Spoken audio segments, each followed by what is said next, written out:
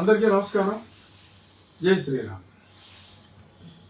ఈ ఇంత ఉదయాన్నే ఎందుకు నేను ప్రజలతో మాట్లాడాలి, కొన్ని ఆలోచనల్ని పంచుకోవాలి అనుకున్నానంటే, మరి గత 2 రోజులుగా కొందరు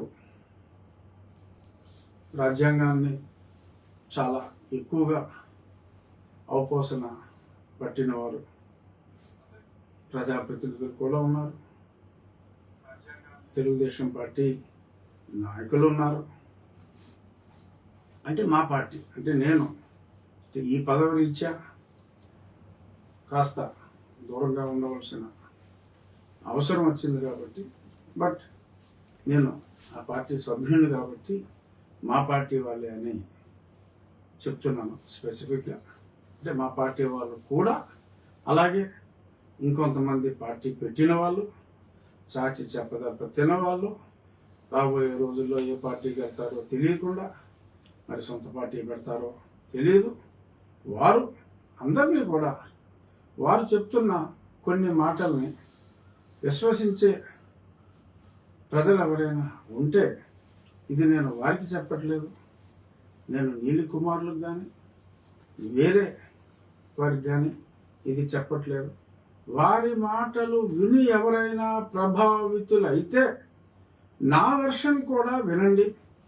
సో కామెంట్ల రూపంలో ఎలాగో ఆ నీలిమూక నన్ను తిడుతూ ఉంటారు, ఓకే, అవన్నీ మాకు కూడా అలవాటే, ఏమీ పర్వాలేదు.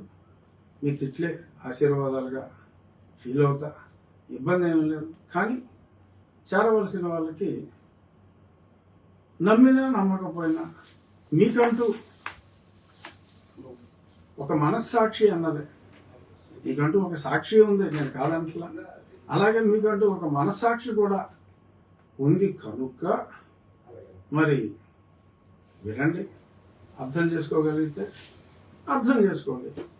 ఇక్కడ ప్రతివాడు చెప్పేది ఏంటంటే, ఆర్టికల్ 14 ఉంది, ఆర్టికల్ 15 ఉంది, ఆర్టికల్ 17 ఉంది, అన్నిట్లకన్నా ముఖ్యంగా ఆర్టికల్ 25 ఉంది.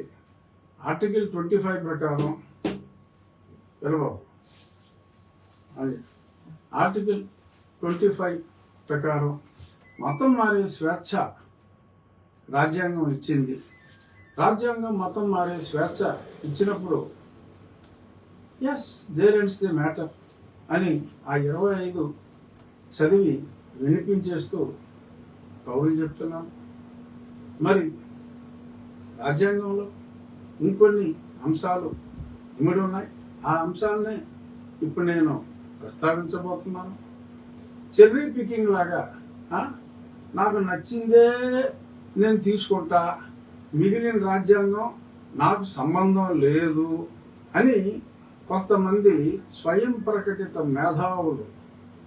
ఎందుకంటే నేను రాజ్యాంగం యాజ్ ఎ హోల్ చూడాలి తప్ప, నాకు నచ్చిన పదం, నాకు నచ్చిన పేరా నేను తీసుకుంటాను తప్ప, నాకు నచ్చిన పేరా ప్రకారం రాజ్యాంగంలో నాకు ఇస్తానన్న దాన్ని నాకు ఇవ్వాల్సిందే, ఇది అవ్వడం ఆపడానికి లేదు, ఇది మన హక్కు అని ప్రజల్ని మభ్యపెడుతూ ఉన్నారు కొద్దిమంది. వాళ్ళు నా పేరు చెప్పలేరు కాబట్టి నేను కూడా వారి పేరు చెప్పను. ఎవరు మాట్లాడారో చూస్తున్నా ప్రజలకి ప్రేక్షకులకి తెలుసు కాబట్టి వాళ్ళు షాడో బాక్సింగ్ చేశారు, నేను షాడో బాక్సింగే చేస్తాను. ఎందుకంటే ప్రజలకు చేరవలసింది నిజం. మీకు కూడా రాజ్యాంగ ప్రతి, ఇప్పుడు సెల్ ఫోన్ లేనివాడు ఎవడో లేడు.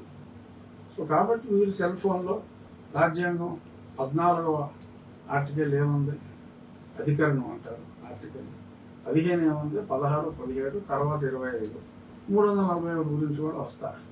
ఇందులో ఏమని ఉందో మీరు చదివితే స్పష్టంగా మీ కళ్ళకే కట్టినట్టుగా అర్థమైపోతుంది.